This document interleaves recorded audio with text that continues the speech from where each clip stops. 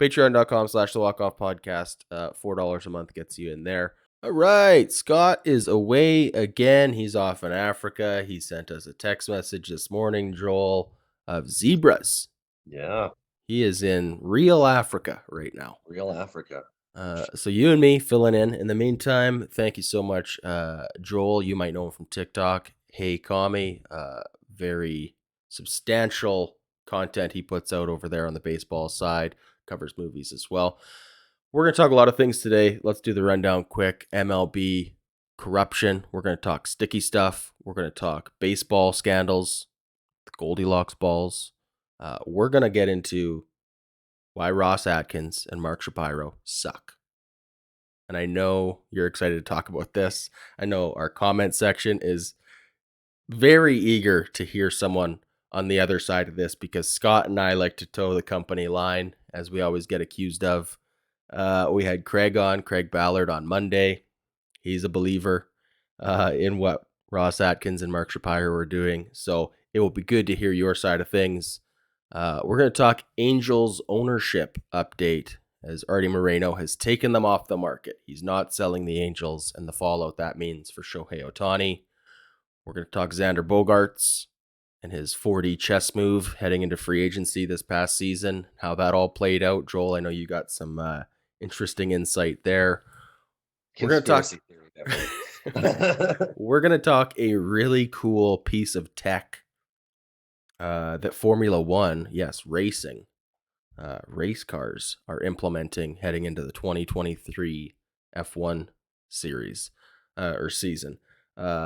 I think this would work well for baseball. We'll get into this towards the end. And then, of course, you, for anybody who doesn't know, screenwriter. You write movies, big Hollywood, big time writer, and you've got a Tommy John of the Tommy John surgery. There's the autograph. I don't know if that lights up very well, but there's my Tommy John autograph. Very cool. So you've got a Tommy John movie in the works, signed off by Tommy John. We're going to talk that towards the end here. Okay, that's the rundown. Let's get to it. Joel, I know you better as Hey Kami. Let's start with this. Let's start with your rise. I don't want to say your rise to fame. Your rise to notoriety. Can we say that? Sure. Infamy in some places. Infamy. Yes. The target of Yankees fandom anger. Oh yeah.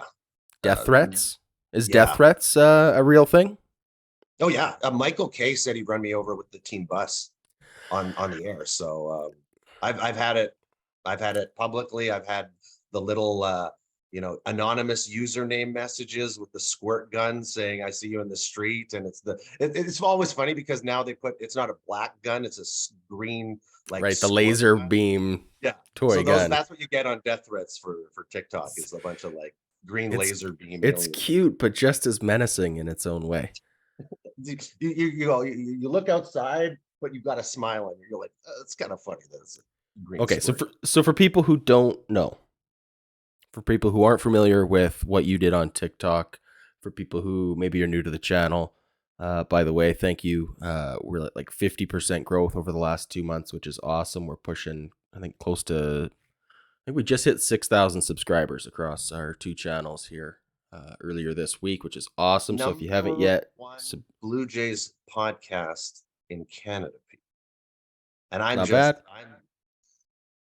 just so happy to be a part of this, man, to watch you guys explode and take over this little, like, not little, this is a country's obsession with the baseball team, right? All right. Enough tooting my horn. Let's get into Joel. Let's get into Hey Kami. Let's get into, what did you cover over the course of, what was it, 2021? Yeah. The sticky stuff. Let's just go right back to the start. How did this come to be? What did you see happening? And what were you doing to save the game you love? Started, I'm going to say, about April 14th, 2021. It was a Yankees Blue Jays series. So it was between then, I think, and the 16th of April. And Cole was pitching, right? So it's Garrett Cole's on the mound.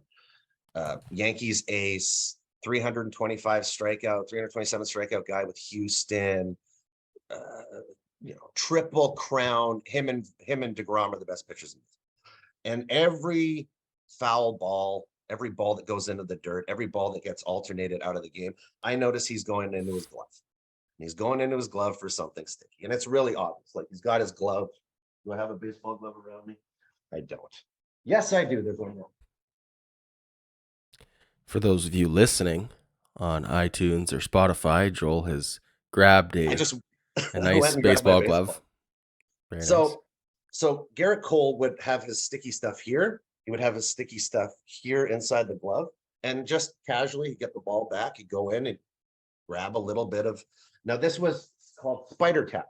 This is a substance used by world-class strongmen, usually for something called like Atlas stones, which is a massive The 300 big round pound stone boulder that balls.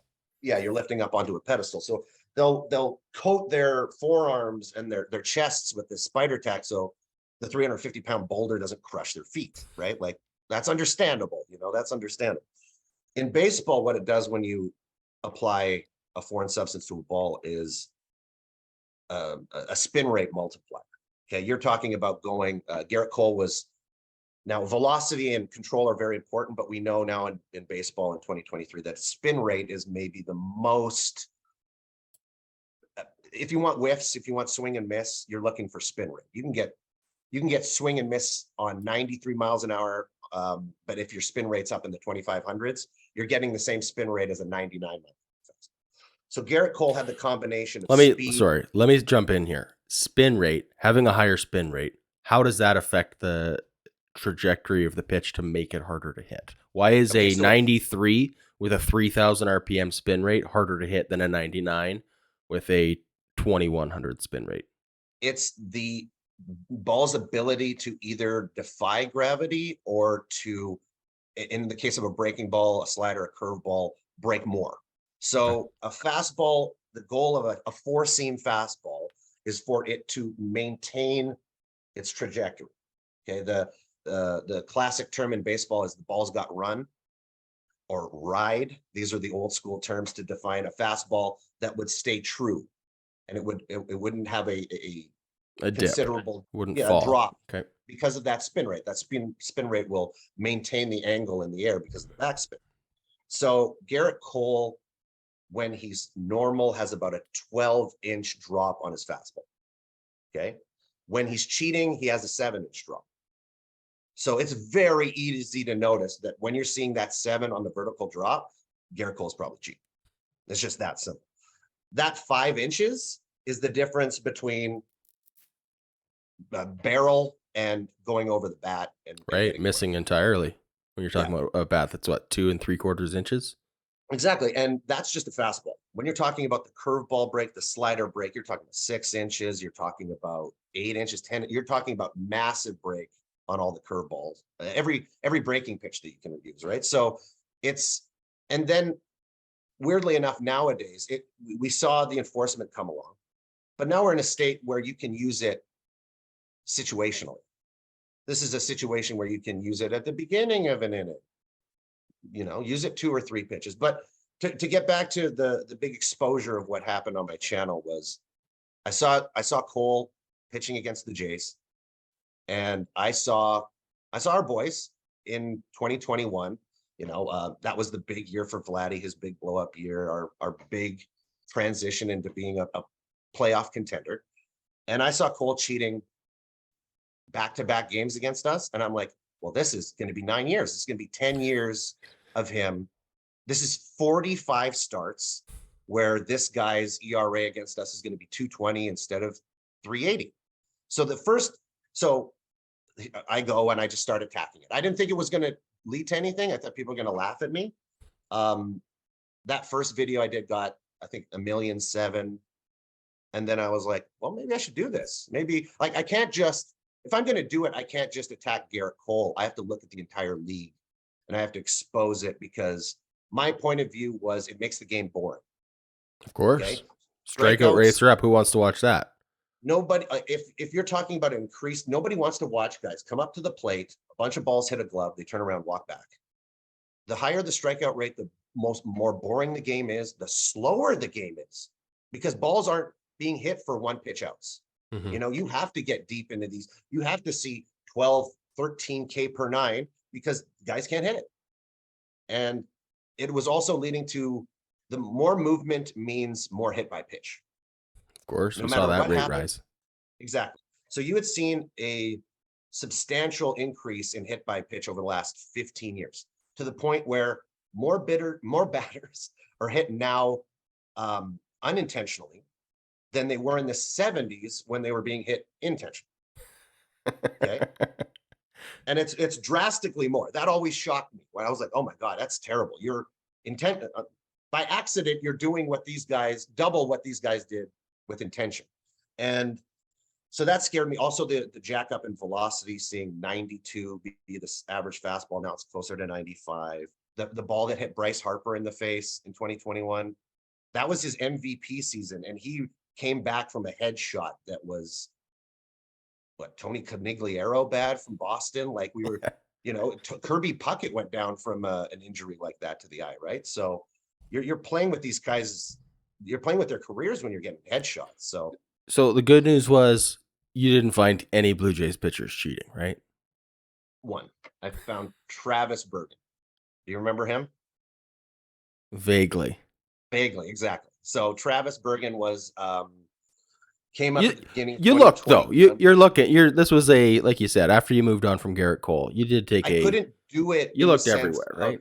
a homer. Like I couldn't do it. Like I saw Garrett Cole, but it's like if I just expose Garrett Cole over and over and over again, it's obviously a Blue Jays fan looking at a rivalry issue that one. Of As soon course. as I looked at it from a team stand, like I said, like about the fifth person I exposed was a Blue Jay because I Mhm. watched the Blue Jays a lot. So that goes to show that the Blue Jays, for the most part, were an incredibly clean team, right? Except They for were Chatwood. sure he needed it. He should have used it a little bit more. I'm surprised he did. But it being a Blue Jays fan, you don't see it unless it's being done against you, Hmm. which was the case, which was most of the case. 60% of the league saw a 10% decrease in spin rate. So 60% of the league was using something more than what they should have been using. Okay. 30% of the league saw a 20% decrease. 10% of the league saw a 30% decrease. And when you look at a guy, weirdly enough, Shane Bieber put up a good season last year. His K rate dropped from, I believe, 13.5 per nine to 8. That's So the 5 strikeouts a game that were just disappeared. so this is So after the MLB mid-season yeah, implemented 2021 pretty crackdown. pretty drastic restrictions on this foreign substance. Yeah, so Um, 11 weeks I did straight foreign substance videos. That's all I did. John Means's no hitter was a big one. I think that did 3.5 million views because he threw a no hitter on foreign substance. And where's John Means now, right? Like he's got Tommy John, but he's not been the same guy since that foreign substance went away. well, it's All funny these, too. Like Josh Donaldson, obviously former Jay, came out pretty strongly and said, "Look, I have a whole catalog. I have a whole library of evidence of guys cheating," and that was almost certainly just your TikTok page he was referring to. yeah, it like he said a few things that it was literally at the time that I had a video on TikTok called Baseball Cheating Catalog. So he used the term catalog, and I was like, that's my term. And then I went and I put up literally the day that he said that, I put up Josh Donaldson's pitching cheating catalog, and I just put up a compilation of all the ones that I had done, and then that ripped, I think, 2.5 million. So baseball MLB was getting, I want to say, 1,000 hashtags a day off TikTok from people saying, why aren't you dealing with this off my videos? Like they were getting bombarded with MLB, you got to stop this. What's going on? How come this guy's finding this stuff out and you're not? You put the And spotlight on it. The cockroaches had no choice but to scatter, and wildly enough, like when they did something, and it was a fluke because in the pre-existing collective bargaining agreement. The players had already signed to this agreement to not cheat, to not use a foreign substance. It's in the rule books. So all they did was enforce the rule, which they could do. And Mhm. all of a sudden, it should have been every other year, that'd be a collective bargaining issue, and you'd have to pass that through and get that approved. Right, right. We're not It passing was a new already rule. We're just enforcing a rule that has existed, that we've agreed to, that we haven't been enforcing. 1920. And now we're going to enforce it. Yeah. So, okay. So we do have to move on here. I do want to talk the Goldilocks balls and your thoughts on that. Let's spend a few minutes on that. But if you're enjoying this talk on the sticky stuff and the breakdown there, let me know in the comments, and we'll have Joel back on. We could talk this at depth another time, but we do have so much other things to get to. I don't want to spend the full 60 minutes just talking sticky stuff, and I know we could. So if you're enjoying that talk and the explanation and the breakdown, let me know, and we'll definitely revisit it. But for now, let's pivot. Goldilocks balls. What the heck is a Goldilocks ball? For anybody that doesn't know, why is it a big deal? Okay, so Goldilocks balls, this all comes from 2018 when MLB purchased Rawlings. They purchased their means of production. They own their baseballs. So all before that, they were getting their baseballs they were purchasing them from a company like Spalding or Rawlings. They would purchase them, and they had no ownership of that company. They bought the owners, they spent 380 million, 2018, bought Rawlings. So now they control the means of production. Sure enough, the next season, 2019, the juice ball year, 6,700 home runs are hit, 16% more than any season on record, 60% more than any steroid year. The first year that they were in control of the ball, you started seeing 89-mile-an-hour opposite field home runs. The game changed overnight. And they were like, "Ooh, well, that was a little drastic." COVID comes along in 2020. So granted, we'll allow some issues to happen with ball production because there was a world pandemic. I understand that. In 2021, there were then two balls used. There were two different kinds of balls. There was a dead ball and a juiced ball. And that led to people conceiving, well, is it possible that baseball can literally control where these balls are going? Is this something where they're controlling the individual game? It was brought up when they were talking about the Field of Dreams game, of them using those specific balls to grab the attention because balls were just flying up during that game. And other specific games during the year, were these balls being used for nationally televised games? What was the case, right? So the balls were scientifically opened up by a physicist who chopped them open at the end of 2021, realized that there were two balls, and MLB was forced to say, we had to dip into our previous batch because of COVID. So everybody sat back and were like, all right, okay, you can't keep pulling the COVID thing, but we'll allow it for 2021. You get one mulligan. Yeah, you get one mulligan, but you can't keep using that mulligan over and over and over again. Right. But the fear being, what happens the next season? Does it get worse, or do we just get one ball? The 2022 season comes along, we get three balls. We get a dead ball, we get a juice ball, and we get that bowl of porridge that's just right, a Goldilocks ball. And the strange thing is the usage of that ball, where the ball was found. That ball was found specifically at the All-Star game.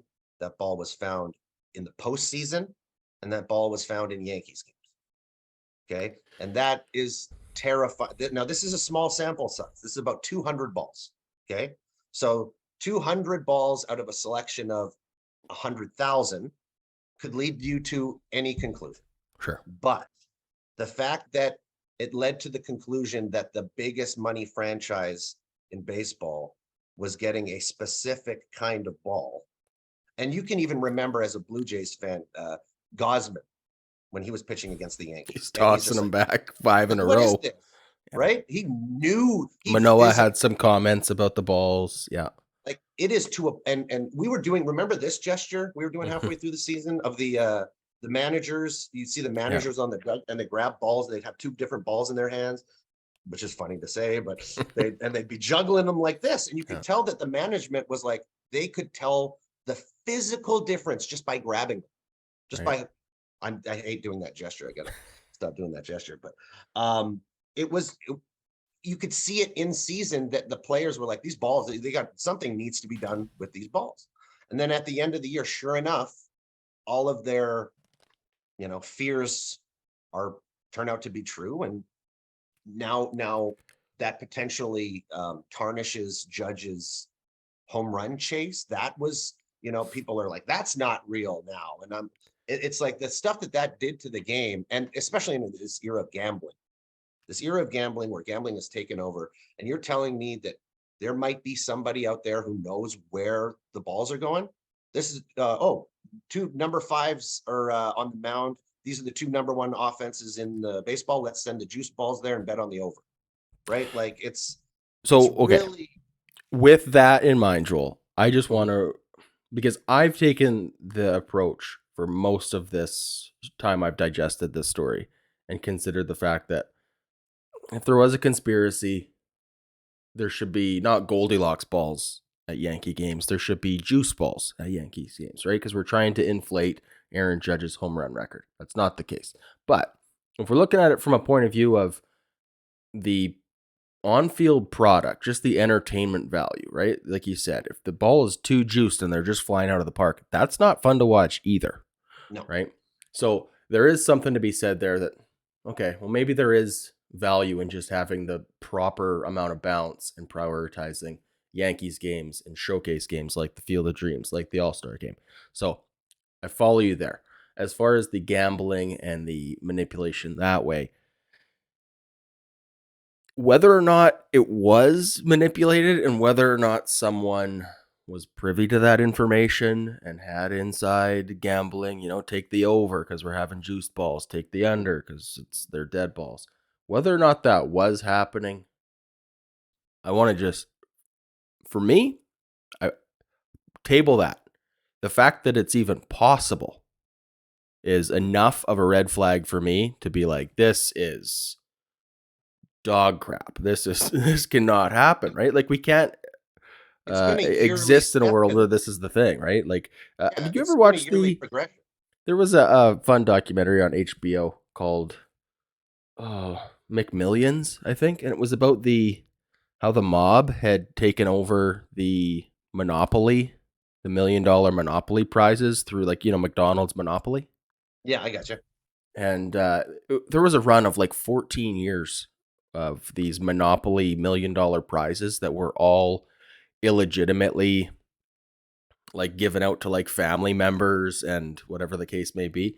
Anyways, watch it if you haven't seen it. But the point being is like if it's possible to be manipulated, there's going to be people manipulating, and whether that's at the largest scale of the world or even if it's just a small time guy who's taking advantage of an opportunity, we can't have that.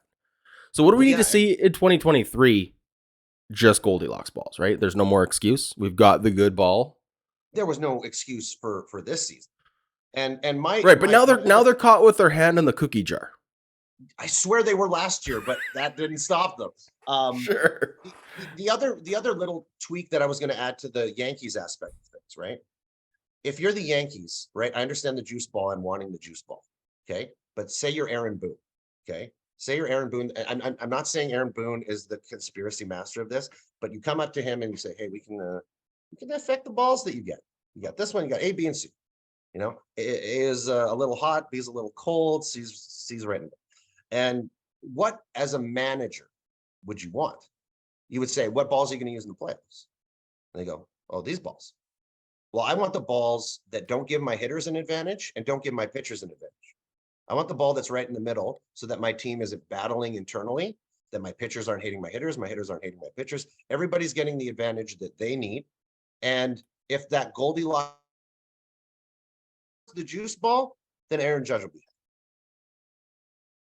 And Yeah, I follow your logic there. I also follow the logic of when it comes to playoffs, we want to just be comfortable with whatever the ball we're going to be using in yeah, playoffs is, right? It's the same idea of, if you're going to play a game in Denver and you get there early so you can adjust to the high altitude. Like not so much a factor in baseball because of the schedule, right? But like football teams, they do their high altitude training because it is different when you're just running and you're competing in that slightly thinner oxygen or whatever the case may be, right? Whatever the theory is behind that. So I do buy into that like just getting acclimatized to what you're going to be experiencing when it matters most.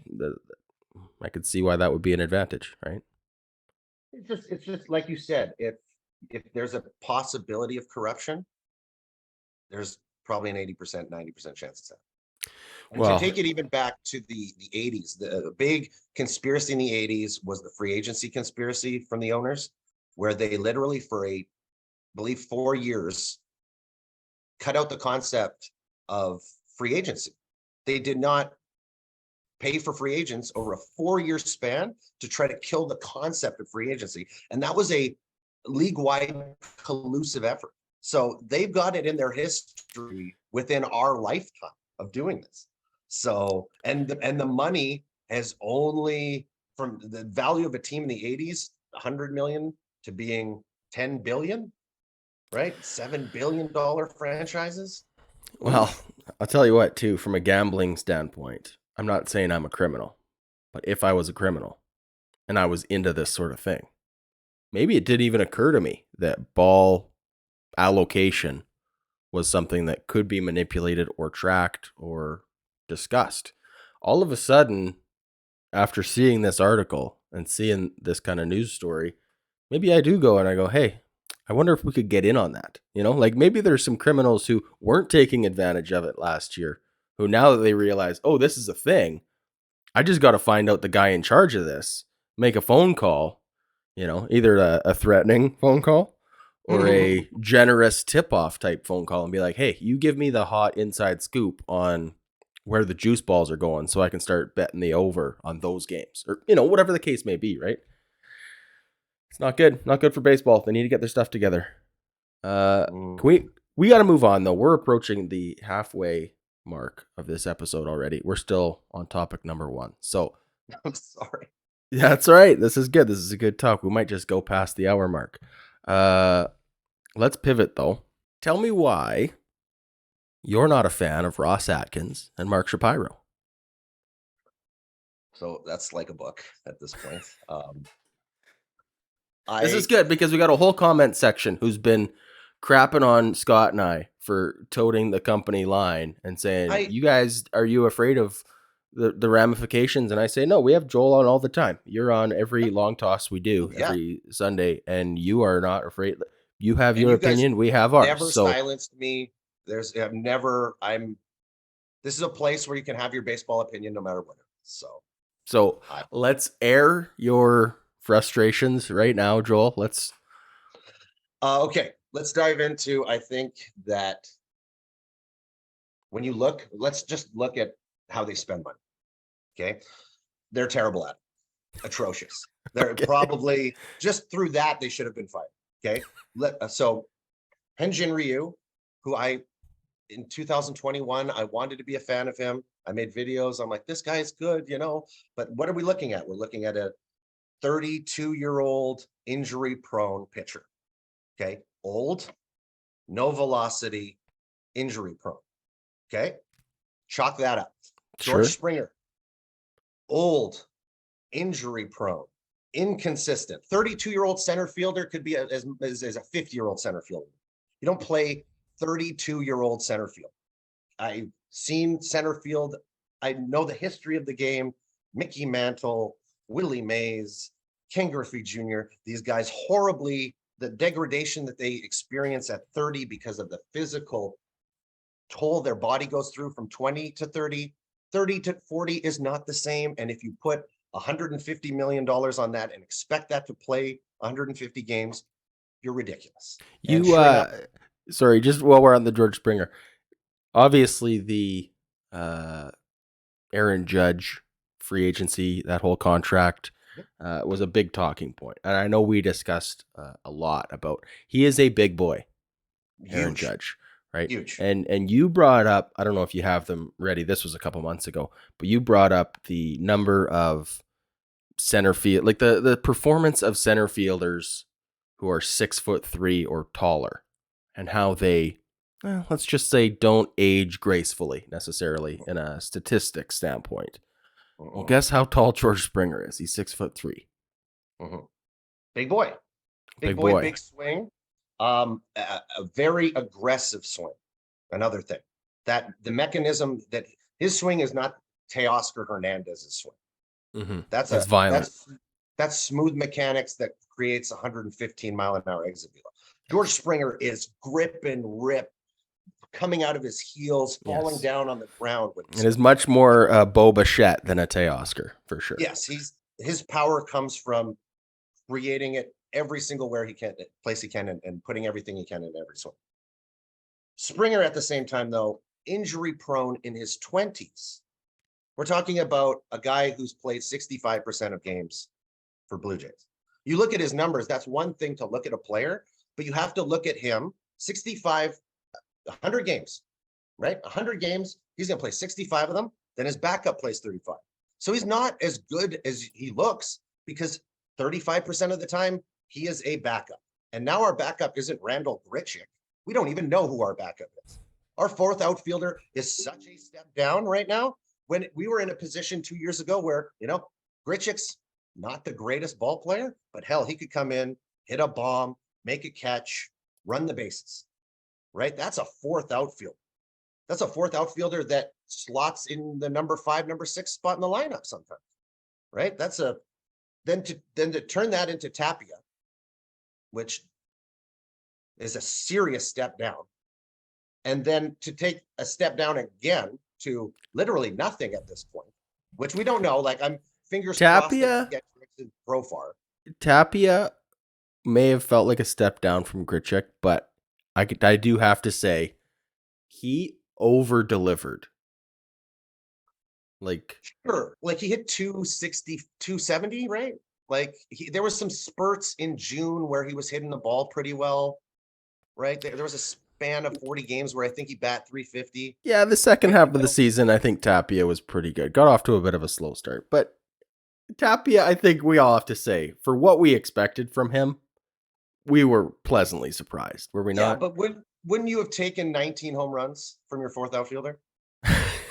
Right? Yeah, Wouldn't I you have can't taken argue that? there. I can't argue there. Sure. I'd have taken 19 bombs for my fourth outfielder. Like, okay, that's not too bad. Especially considering Springer is going to be gone. That's probably a little bit more. I don't know. But okay, so the point here is transactions that were okay. Okay. So now we look at the 2021 team. Okay. The 2021 team being the team that is everything that, at least from my couch GM position, I'm like, that's the team that you build on. This is the team that you build on. This solidified this lineup that put up 870 runs, 660 runs against, 200 run differential, expectations of 100 wins. Okay. Now I said it's a 91 win team, but with everything that you build a team now is based on runs scored, runs allowed. When you put up 200 more runs than you allow, that's a first place team. That is a first place team. And at that point, we were the second youngest team in baseball with $100 million of spending room towards the cap. So what do? We lose Ray, we lose Simeon. We bring in Gosman, Kikuchi, Barrios. That is $60 million. That brought us 0 wins. Zero. 60 million. You went spend 60 million on 0 wins. Gosman got 3, Ryu, Barrios, Kikuchi, -3.5. So your Gosman addition is lost by bringing in 3, by having injury prone, inconsistent guys who have not made their, when you look at Barrios, he didn't make his career in the AL East. He made it in the AL Central. Okay. You come to Yeah. the AL East. What happens? You give up the most home runs. Your whip blows up to 145. 18 million a year for the next 7 years. God, I hope that works. But we just brought in the fences, So every step that we make to, hey, it's like I'm completely lost. Like I said, it's a book and I'm jumping chapters here. But buying old inconsistent players. Brandon Belt, Kevin Kiermaier. Are you kidding me? Brandon Belt he's a 63% player. He's played 63% of the time over the last 4 years. Kevin Kiermaier plays 62% of the time since 2017. His OPS plus is 85. That's your replacement for when Springer's out of the lineup. Is a guy who's 15%. I know they're going to be making some catches at him. They're going to be making some catches. They're going to make, but Teoscar dropping 3 or 4 balls a year is not the same. That production is not equal to the 100 Okay, hold on. 110 that he knocks in.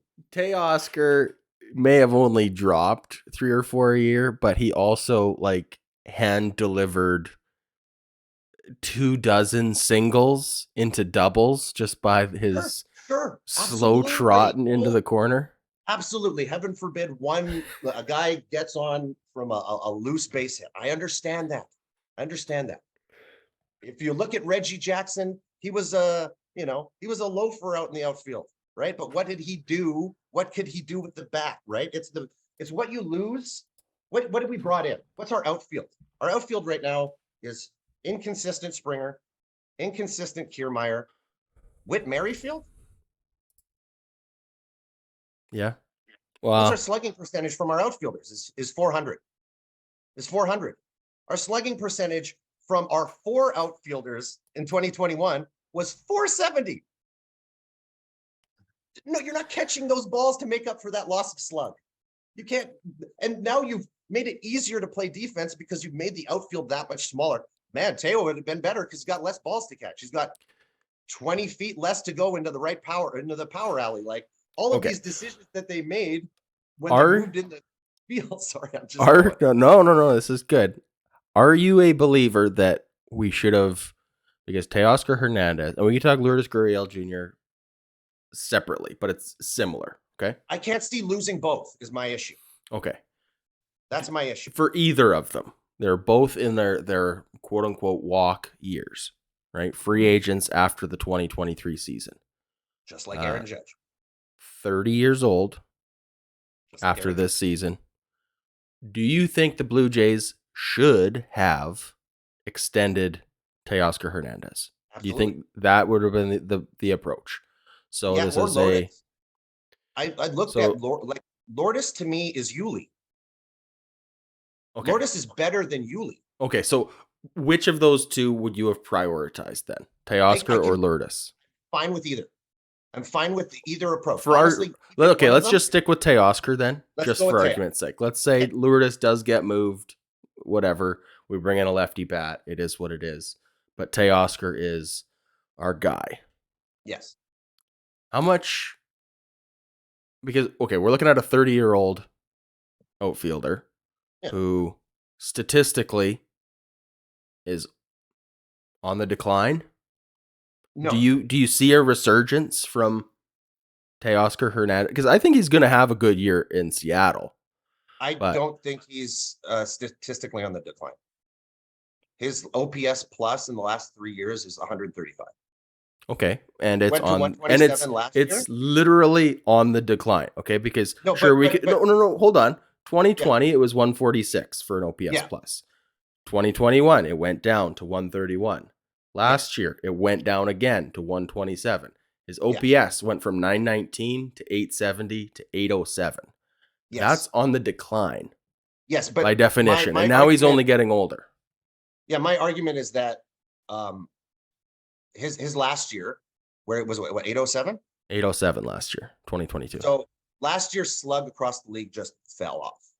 As a hitter last year, it's an interesting situation to come into as a hitter. Vladdy lost 140 points of his slug, right? Bo lost 20. So it was a situation where hitters were reacting differently to that ball. Now, Teo went to an 807 last year OPS, right? The 127 OPS plus still put him in 5th or 6th in league slugging. Still batted 270. That's a guy who plays 150 games. He hits 33, 35 home runs. He knocks in 110. He knocks in 100 runs. I don't think Teo's on the decline. I think Teo found his swing at 28, and he will be a Nelson Cruz masher until he's 40 with that swing. That's I'm optimistic. I mean, I see everything I that I saw in Jose Batista. I hear what you're saying about slugging being down across baseball. Yeah. I do get that. But the point of OPS plus, my understanding of it is weighted against Against the league. the league, Yeah. right?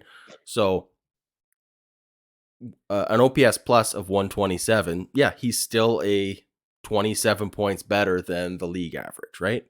Which is still good, but it's still Incredible. coming down, right? We talk about Sure. Bichette. OPS plus went up last year. Yes. Went from 121 to 127. Yeah. Vladdy had a substantial drop off, but obviously the year before he hit 167 for an OPS plus. Yeah. You can't expect to maintain those numbers. No, but to me, Teo's numbers are right in the range of where he sits OPS wise. To me, if you're looking at normal baseballs, his OPS should sit anywhere from 850 to 920. That's where he's going to sit. I think he's going to sit there for a long time. That bat speed isn't going anywhere over the next 6 years.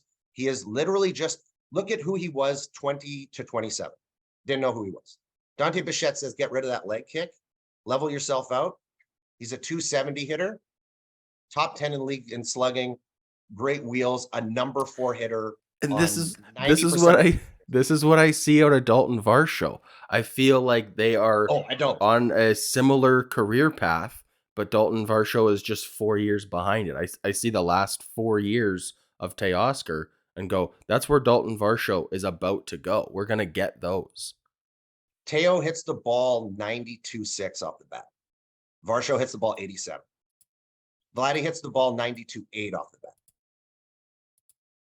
So when they make contact, and especially when you make those moves to right center field, that's where Teo hits the ball. How many more balls are going out for Teo if you make those moves for him, as opposed to Dalton Varsho and his 104 OPS plus, right? Like I'm not this. My hatred isn't towards Varsho, by the way. It's the fact that I think Varsho I gotcha. And Teo would be great. If you had Varsho and Teo, then you have a balanced lineup. You don't lose anything offensively. You gain defensively. Well, if you made one of those moves, I'm all for it. Lourdes is gone. Gabriel Moreno is gone. Varsho comes in. Teo stays. Teo, you keep one of your corner outfielders on their walk year so they can go out there and set their value the way Aaron Judge just did with the Yankees winning an MVP. If they let their guy walk, they're not in the playoffs. The great irony in this is that the Blue Jays are, by all accounts, in the market for a right-handed outfielder. So I'll give you that. I would feel better about this team minus Eric Swanson and keeping Teoscar. 100%. You just. And I'm not a Teoscar fan. I'm not a Teoscar fan, but I'm a Teoscar fan on knowing that guy hits fourth in a lineup and is terrifying at the plate. You think the Yankees sat there and went, wait, they traded Eric Swanson for Teoscar Hernandez? You think every single member of the AL East wasn't just like, thank God, a reliever throws 50 innings against a guy who hits a 3-run jack in the 8th and wins the game? Every game? The value there is just staggeringly different if you want to win now, if you're legitimate about winning now. And the fact that you can't sign these two guys, you can't sign either Lourdes or Teo. You're telling me that the management issues with the players are so bad that you can't take a guy from Houston who was nothing in Teo. Nothing. This guy's playing Dominican winter ball. This guy's a 4th outfielder. He's not worth anything. We turn him into a silver slugger, all-star, 30 home run, 100 RBI, 100-run guy who's in his prime and set his value, making him worth hundreds of millions of dollars now. And we can't sign him? We turned him into that. We can't sign that player? We can't sign Simeon. We can't sign our Cy Young winner. We can't sign the guy who hit 45 home runs. No, we you know what we can do? We can trade all our prospects for Barrios, for Chapman. I Hey, love hold Chapman, on. I love Chapman. I'm not sold on Barrios. Haven't but been since we made the trade. bringing in Chapman is a loss compared to what Simeon did last year. If we had Simeon on the team, that's 3 more wins. That's a 6 WAR player and a 3.5 WAR player, right? That's so right there is another loss. Stripling, another loss. Going big on spending huge money on the production, the hopeful production of Stripling on Bassett. I like Chris Bassett, but look at our starting rotation. It's Ryu out. Okay, we need Manoah to be a stud. The expectations on him are to be an ace now. He has to be. He is, but he has to maintain that. Let's Um, let- let's Gosman and his let's look at the two kids, okay? Because again, we're getting long in the tooth here on topic number two. right. This is gonna be a 2-hour episode. This is great. Let's look at the kids, Bo and Vladdy. I know this is a point of frustration for you as well. You would have loved to see. Anthopoulos signs.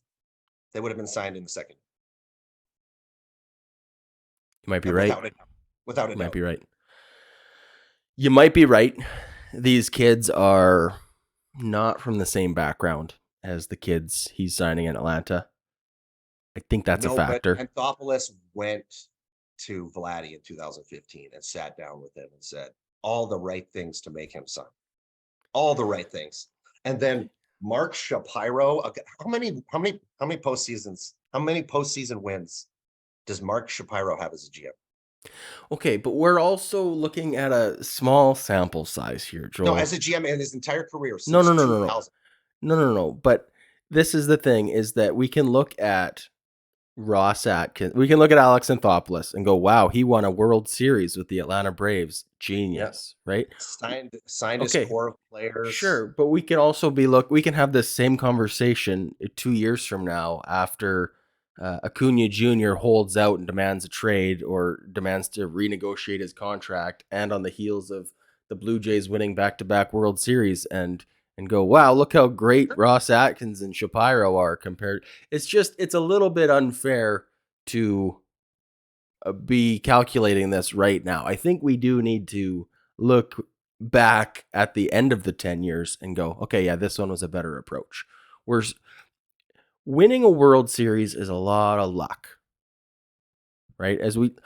You got to line Mhm. up your cards, you got to get your things in order, but a lot of it does come down to injuries and health and guys having clutch performances that you can't bank on paper, right? Like, we say all the time, this is why the games are played, right? Is because it's not just about the best team on paper wins it all. So if that's Did not, go did ahead. Alex Anthopoulos in that World Series run go get a bunch of defensive outfielders, or did he go get a bunch of mashers and just mash his way to a world championship with Jorge Soler in the outfield, not catching anything? Did Kyle Schwarber just like lead the Phillies to a Hey, I World Series? understand the Phillies just went to Yep. the World Series and Like, didn't have a single glove on their team.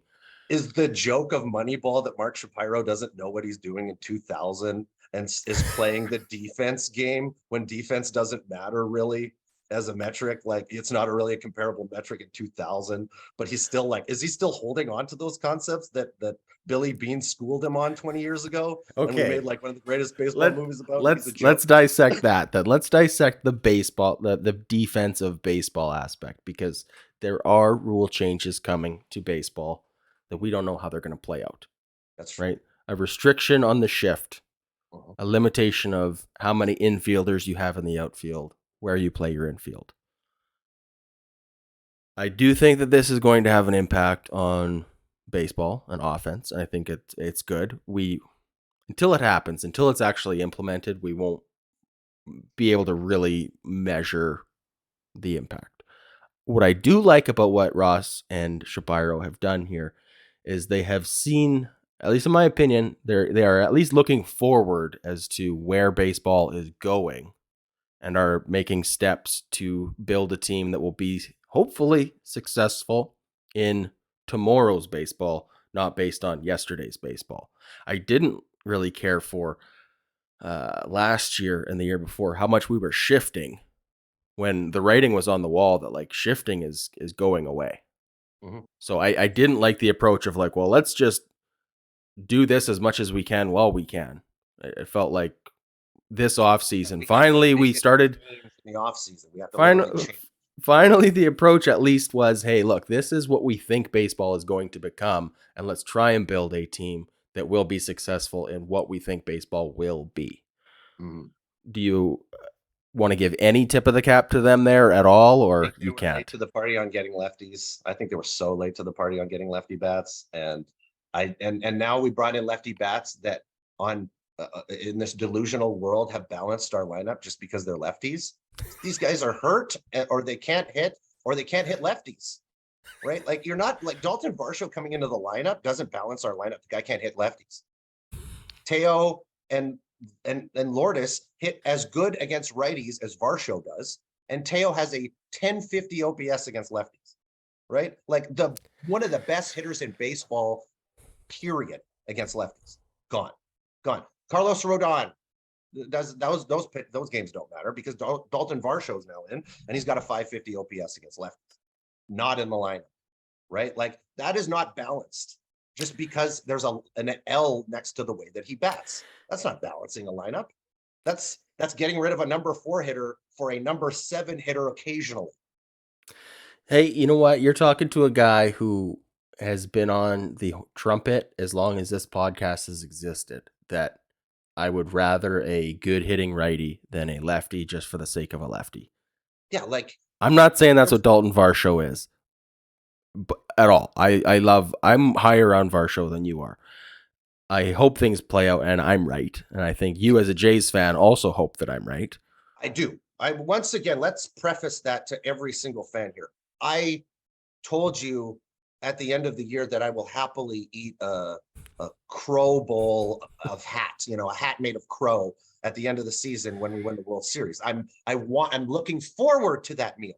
Okay. I want to be wrong, but this thing inside me is scared. And the being low on Varsho, once again, it's at the cost of Lourdes and if it's just one, I like the move. I like the move, losing one of those bats.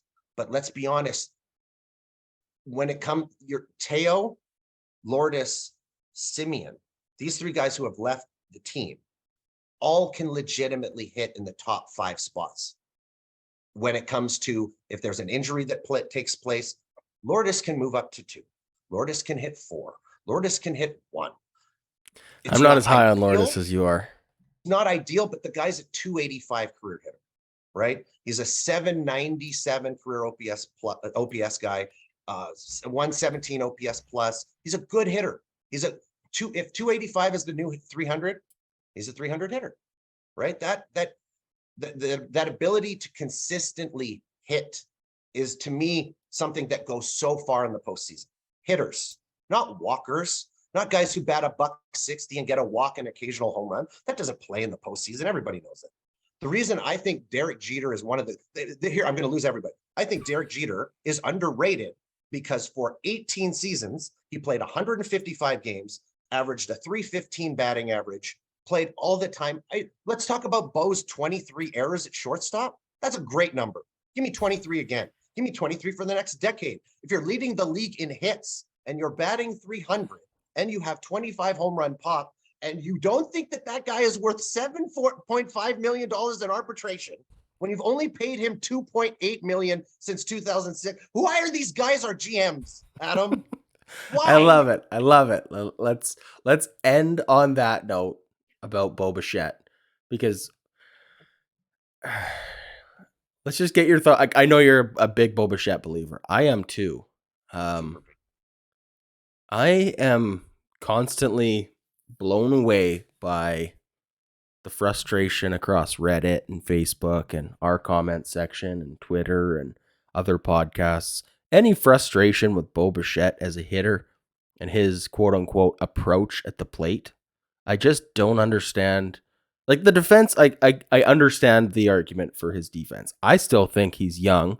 I still think name other than Francisco Lindor, one elite superstar shortstop on both sides of the ball before the age of 25. You can't do it. Since Alex Rodriguez, they don't look for that. So Since Alex Rodriguez, Miguel Tejada, Nomar Garcia Parra, Derek Jeter, the entire concept of shortstop has gone from not Ozzie Smith, it's gone to Corey Seager, it's gone to yeah. mashing Fernando Tatis style shortstops. So with that in mind, Bo Bichette, if you want to critique his defense, I don't agree with that as the most important measurement of a shortstop, but I'll listen to it. What I can't wrap my mind around is people frustrated with his approach at the plate. How can you be frustrated with someone's approach at the plate when they literally have led the league in hits 2 seasons in a Back-to-back years. row? Yeah. 159 games played back-to-back seasons, healthy. He can run. He's got incredible power for his size. Right? Like to me, if Bo Bichette puts together a average or above average defensive game, you're looking at MVP. You're looking Yeah. at an MVP player. This is what I'm talking about. I'm saying Bo Bichette is going to put some haters to quiet mode this The other season, I thing is think. I love Bo's attitude. You always hear Bo's the first guy there, Bo's the last guy there. Now I get it. Bo struggles with defense at shortstop. 23 errors in 159 games. Let's be honest. Simeon had 35 errors one year at shortstop at 27, right? Like 3 years from now, imagine Bo putting up 35. That's like, oh, that was like that. It's a progression point for a 24-year-old guy playing the most difficult defensive spot on Oh, the infield. If I'm not the with you. most And he plays it every gosh darn day. every day. 159 plus games at a shortstop is what you know you're getting out of him. Give me He's a that. 99% on the field player at the position you should be 80% there for. Yeah. Correa, Story, Seager, Tatis, all of these guys injury prone, signing 350, 300 massive deals. Bo, healthy, doing things at a younger age that none of them had done. Like Tatis, granted, has some home runs. Some of these guys have a blip at youth, but they're inconsistent when it comes to being healthy. Mm-hmm. And Bo magically is healthy, playing the style of baseball that he plays. Back the truck up. Put the C on it. I'm with you. Hey, I'm not a big fan of C's on the front of jerseys. Jason You think a Varitek. Canadian team would be the team to embrace the C, though, Hey, right? there you go. Yeah, a little C with a maple leaf on the inside, cut out on the C. I see it now. Okay, here's my, and I want to end the Shapiro Atkins talk on these two and their contract status. 3 years away, 3 more years of team control before free agency. I like that all the moves we made this offseason, none of them hinder our ability to pay these guys after the 2026 season, right? Chris Bassett, 3-year deal. Dalton Varsho, there's no long-term contract there. Anybody that we brought in, any of the moves we've made, like you can call it addition by subtraction if you want. The fact that we didn't commit to Lourdes or Teo on George Springer type deals. What's that? Go subtraction by subtraction. Subtraction by subtraction. Sure, if that's what you want to call it. But the fact that we didn't give Teoscar a 6-year, $150 million contract. That is the type of move that would have had an impact on our ability to give Bo, to give Vlad, to give Alek Manoah when that's eventually due. Without having the flexibility to make those types of contract offers. I still think we can do it. I think that this is a competitive team, or we have the ability to sign these guys long term. We just looked at Aaron Judge, went to his walk year. The Yankees retained him. So I don't think the fact that we haven't locked these guys up yet does not predicate the fact that we won't be able to still at any point.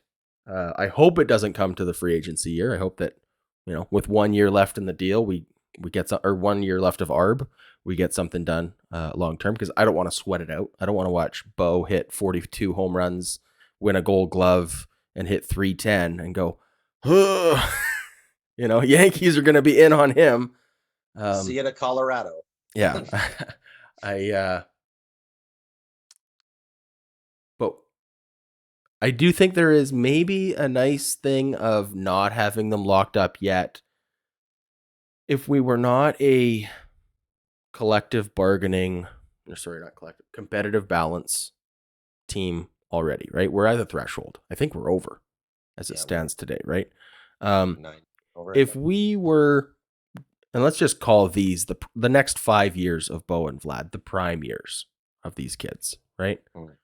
If we were going into their prime and we were still only paying a payroll of 150, 170, 180 million dollars, I would be livid that we haven't got these guys locked up. We are not capitalizing on the discount that we're getting.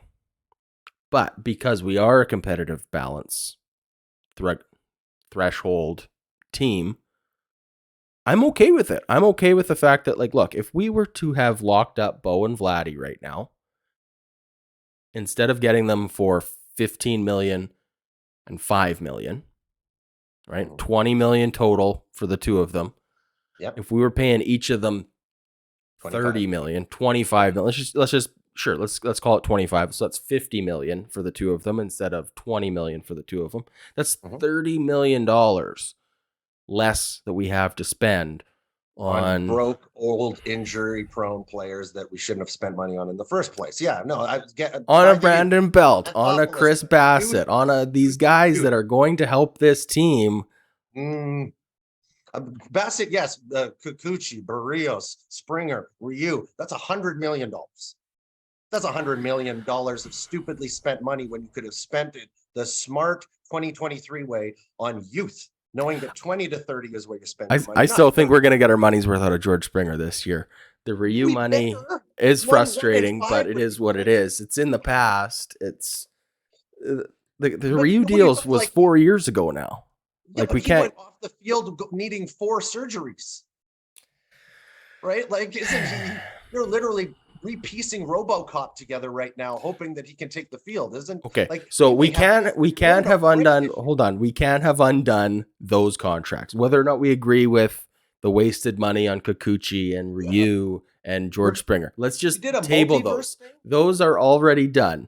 Would you have rather this offseason we didn't take advantage of the discount we're getting on Bo and Vlad, have locked them up long term, and then also still not? So it's the exact same team, but we don't have Chris Bassett. We don't have Brandon Belt, where we're going into the season going, yeah, we've got Kikuchi and Mitch White. Those are our 4 and 5.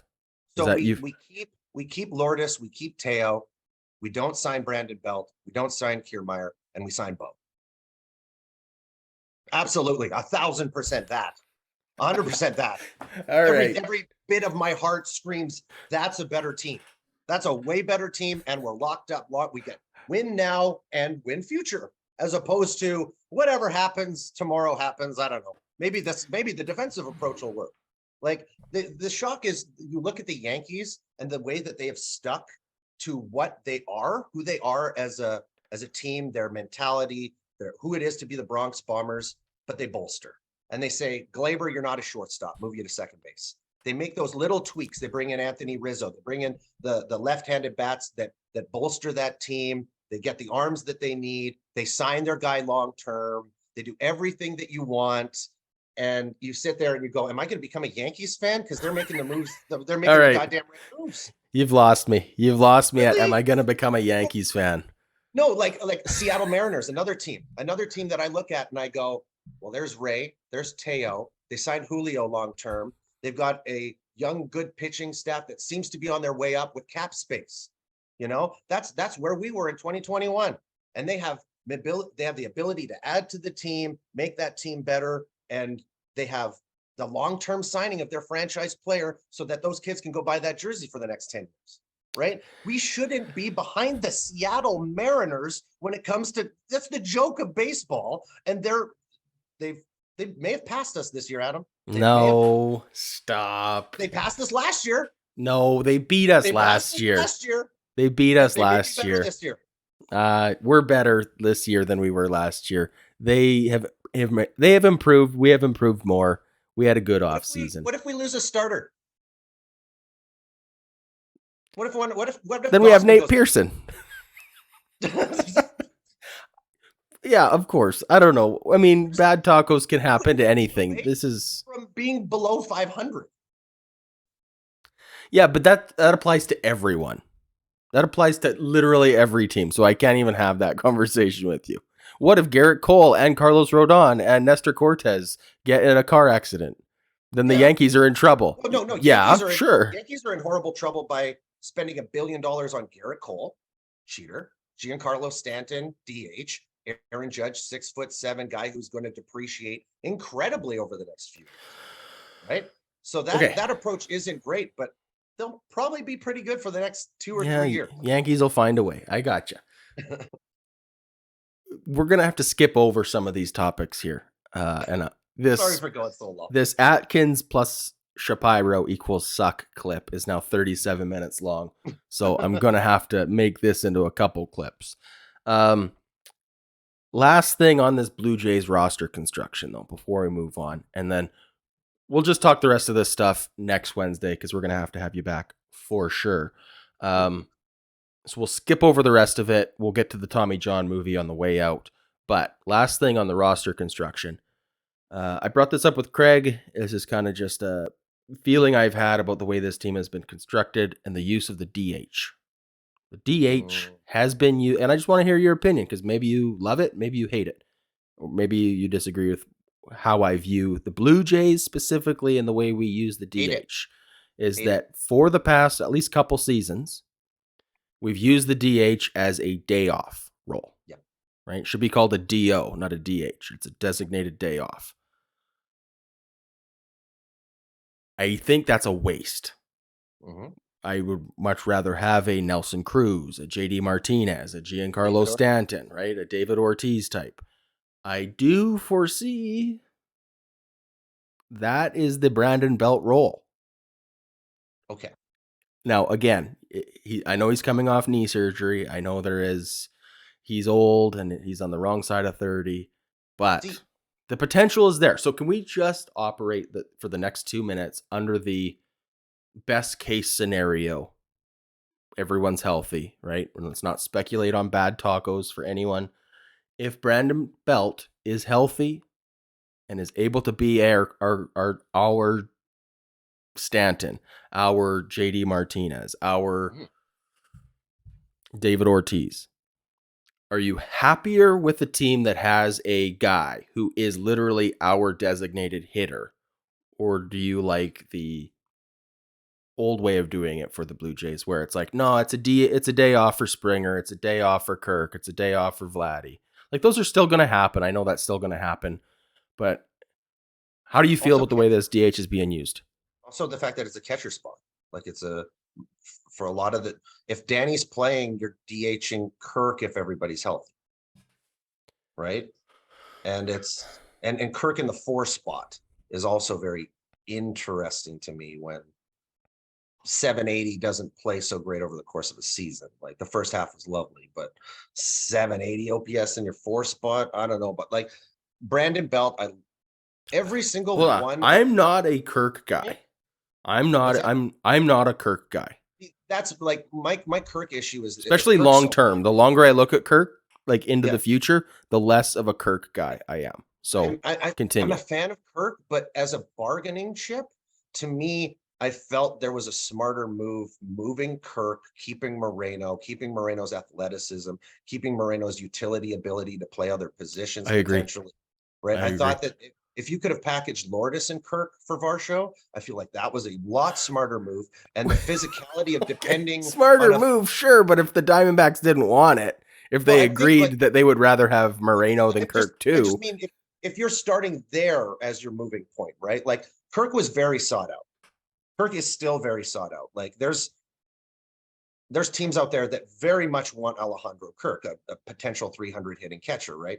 But to know that that's a 275-pound guy behind the plate, what's his knees going to be like? The guy, we love to watch him run, but he's not moving very fast.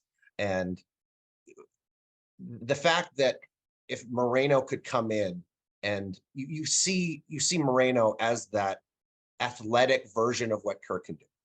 The same way, they're both contact hitters with a little bit of power potential if they elevate their launch angle. It's all there, but Moreno's the freak athlete. So to see that loss, that hurts with the DH position. And like any one of our moves that we brought in, Kiermaier, Varsho, Belt. I don't get mad at them individually. I get mad at all of it together. I get mad at Okay. all of these moves together. So if we're looking at the team at the end of 22 and you bring in Brandon Belt as a DH for that team, that is a great move to have that lefty slugger with at least Teo or at least Lourdes still in the lineup, right? To me, having Teoscar Hernandez as your DH, I'm all for that, right? I don't care. That guy mashes and you just take him out of the field, put Kiermaier in defensively and keep his bat. That would have been a possible move. That's what they're conceiving of doing in Seattle. So to me, I don't like the idea of it being a rest spot. I think you Okay. painted yourself into a position with Springer being hurt so much and going even more this year into injury prone players, right? We were replacing our 63% of on the field center fielder Springer with a 63% Kiermaier and a 60% Belt and a 58% Ryu. And it's just like all of that is what that you're now filling your DH spot because your injuries are now your DH spot, right? And your bullpen, like all the acquisitions that we've had to make for bullpen, it's just like Gosman, Barrios, Ryu, Kikuchi for $80 million last year came in 270 innings shy of what we expected. Okay. 270 innings shy on $80 million. You spend 80 million, you get 270 innings less than you expected. That's why your bullpen sucks. So let's bolster our bullpen and lose our offense that made us a team. That was the core of this team. Let's give up what we were, what the fans cheer for, the core base, the way this franchise sells itself Well, for a which sure, boost let's give injury. up the team that, like you just said, wasn't getting it done, and let's But pivot. but you had they didn't get it done in 21. Okay, but that's a first place team with $100 million of payroll to add to it. That's that forward. You move that forward. You got 50 million of that. You should win 100 games the following year. Not 92 off of 100 projected is 9 wins less. Last year was 9 wins less than what we should have had. Absolutely 9 wins less, spending 60 million more. Yeah. Okay. If we are a 92 win team this year and Shapiro and Atkins are still the GMs, what the fuck, Adam? Okay. You didn't make the team better. You literally you spent 60 million to make the team 10 wins worse. That's embarrassing. That's fucking embarrassing, man. I could spend fucking half of my day and do a way better job than that. I know it's ridiculous to say it better than GMs of the Blue Jays. Trust me, man, I so could. Those are stupid moves. All right, Joel. All right. I love you. Let's love you end the rant there. We're gonna skip over the next 3 topics. We are It's a bad day for already gone long. No, this is great because those topics were just filler topics. Let's be honest. So, Angels ownership. Artie Moreno not gonna sell the Angels. Xander Bogaerts. It's interesting, but it's also a little bit old news. We'll get to that next week sometime if we need to. MLB needs this tech. We're gonna put a pin in this because this I think is a great idea. But I don't want to gloss over it. I really want to deep dive this tech, so we'll do this next Wednesday. But let's end with the Tommy John movie because this is really cool. So this is a screenplay script that you have written. It is written. It is going through drafts still. How close is this to 120 drafts, all done? The script is as good as I can make it. Okay, so this is the biopic. This is the story of Tommy John, of Tommy John surgery, right? Yes. If you're familiar with like a movie like 42 or 61, those are movies that tried to grab an incident and do it in 1 year. The 1 year tale of color barrier being broken or the home run chase in 1961. What I tried to do is a 10-year piece of Tommy John's life from 1968 to 1977. He had the surgery in 74. So it's kind of this build up to the injury. You see the cortisone that he takes. the strain that he's putting himself through, the fact that he knows his arm is going to explode at some point, and he's just pitching to that eventual outcome. And then the miraculous doctor who worked for the Dodgers named Dr. Frank Jobe, who was a polio orthopedic surgeon, who came up with this incredible concept of taking the palmaris longus, which is a tendon out of your opposing forearm, going into the elbow, taking out your ulnar collateral ligament, and then literally sewing together your elbow at the joint with your tendon. And miraculously, they tried this 1974, kind of, the $6 million man, RoboCop, this guy, bring him back with some science fiction that had never been tried before. And miraculously, it worked. He went on to pitch 13 more seasons to the age of 47, pitching with the Yankees. The Yankees literally signed him at 36 years old to the second multi-million-dollar contract a pitcher's ever made. So it's like not just the fact that this surgery revolutionized the game. Mm-hmm. Like literally, I know this is wild to say, but I look at it in the same light as like a Roberto Clemente, a Jackie Robinson moment of when this moment happened, it changed the game forever. The game would never be the same. It is a surgery, like you said, has saved so many careers. Yes. What year did he get his surgery? You would know. 74. 1974. I don't have the numbers in front of me. If I was more prepared, I would. But an interesting stat I'd be curious about is since 1974, so 1975 and beyond, how many Hall of Fame pitchers have been inducted that have not had Tommy John surgery? That have not. Yeah. So there's still a few like Maddox, Glavine, Johnson. Right, but I bet you it is like almost single digits maybe. Now we're getting to the point where it's 50% of them. Right. Now your Hall of Famers. Like you can't have a 20-year career at this point without having at least one Tommy John, right? Like look at the difference. Like Strasburg had it to start. DeGrom had it as a shortstop. Corey Seager has had it as a shortstop. Salvador Perez has had it. Ohtani has had it. Like Verlander. Trevor Story just kind of had it. Season we just saw from Justin Verlander. .80 ERA at 39. 1 year removed from Tommy John, right? It is a miracle. It's the greatest sports surgery there is.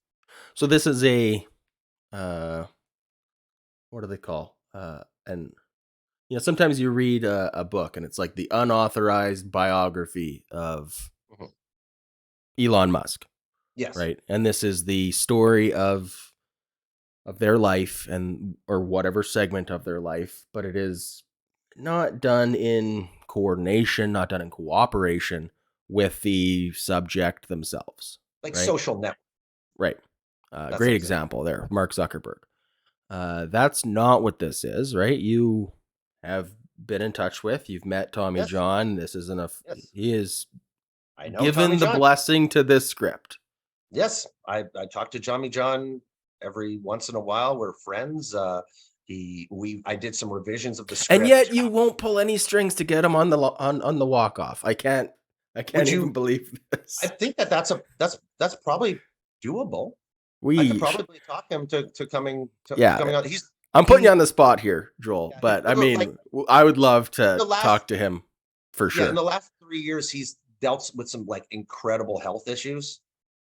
He had this horrible reaction to COVID where literally his sense of touch was taken away from him for like 6 months. So he had to go through rehab to literally regain feeling in his body. So I don't even know if I should be saying that, but we'll put that out. Yeah. No, it's all right. I think that's fine. But we're friends. He's given me a 4-year release on the story rights so that we can make it into a film. And it's currently with, I don't know if the fans of by everything you've said so far, this sounds like a very legitimate baseball movie. Mm-hmm. There's no more legitimate, though, than if you could somehow, here's an idea for you, get this into the hands of Kevin Costner, who is like the baseball movie guy. Is that possible? It's in his hands, right? No way. It is not. Yes. It is in Kevin Costner's hands and Billy Crystal's hands as we speak.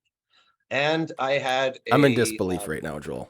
I had a draft I had to do a draft for American Zoetrope, which is Francis Ford Coppola and Fred Roos. You might not know those names, but that's Godfather Of for course. the fans out there. These are the producers of The Godfather. Coppola is the writer of The Godfather. Um, that was the company that first got a hold of this material and championed it. So they're the ones that are taking it and bringing production companies together to split the bill and to make a 65-70 million dollar A-list baseball film This set is in cool, man. Oh, I have goosebumps just thinking about yeah, and this. Costner would be the perfect Dr. Job. So that's where my fingers crossed. He actually is an Alberta resident at times. He comes to Alberta. I believe he's got a ranch close to Calgary. He did The the Yellowstone. I've heard of it. yes. No, I'm kidding. Well, no, like he in real life he does, and he went to the Calgary Stampede. He was Right. the The parade host or something. right. So And you're an hopefully, Alberta resident for anybody who doesn't know. I'm in Alberta. Scott's in Alberta.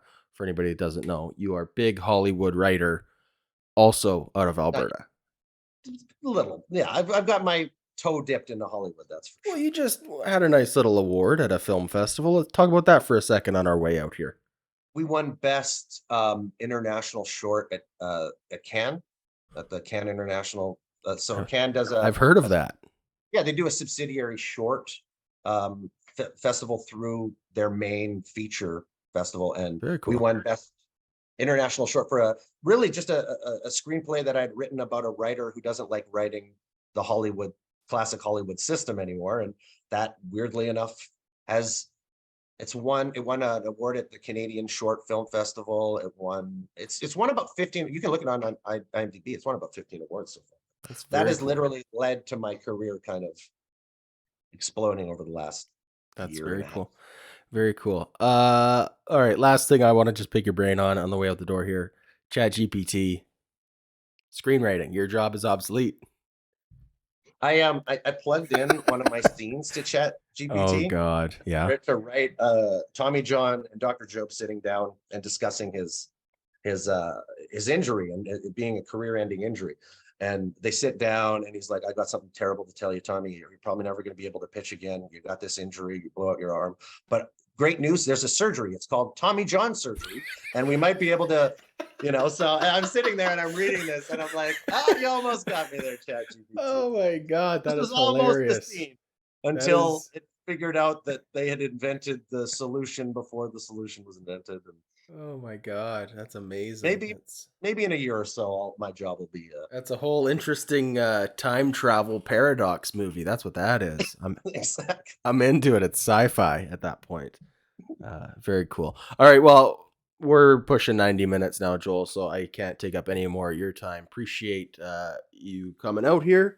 Appreciate the long discussion on Shapiro and Atkins, on Hope I'm sticky wrong. stuff, on Hope I'm wrong, everything. everybody. Hope you're wrong too. We'll have you back next week, of course. Talk about all the things we didn't get time to today. Appreciate everybody who watched the longer than usual clips today. Everybody who listened and downloaded on iTunes, Spotify, whatever the case may be. Anything else to add, Joel, before we wrap it up? I'm good, man. That was fun. It was All fun. right. Sorry for the rambling and the wild emotions. I get carried away with this team. So Not at all. playing the devil's advocate. Love it. All right, Joel, we'll catch you on the next one, and go Jays go.